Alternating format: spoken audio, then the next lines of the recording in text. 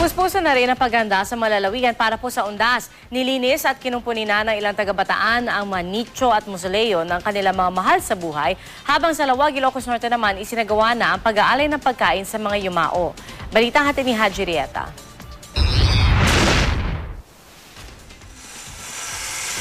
Abala ng maraming taga-Samal Bataan sa paghahanda ng mga nicho at musoleo ng kanilang mga yumaong mahal sa buhay. Sa sementeryo ng Aglipay Church sa Barangay Santa Lucia, may mga nagpipinta na ng nicho at naglilinis ng lapida. Ang iba naman, kinukumpuni ang bubong ng musoleo. Mabuti na raw na maagang mga paghanda para hindi sumabay sa dagsa ng mga tao habang papalapit ang undas.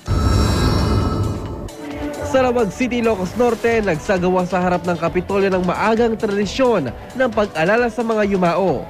Ito ang pag-atang o pag-alay ng pagkain para sa mga sumakabilang buhay. Naghapag ng iba't ibang kakanin at ulam. Naglagay rin ng bigas na kinorteng krus sa gitna ng mesa.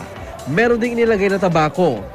Magdamag na ginagawang tradisyon na ito na pinaniniwalang paraan ng pagbibigay respeto sa mga yumao at pagtataboy sa masasamang espiritu.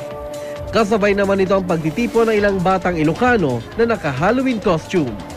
Haji Rieta, GMA News.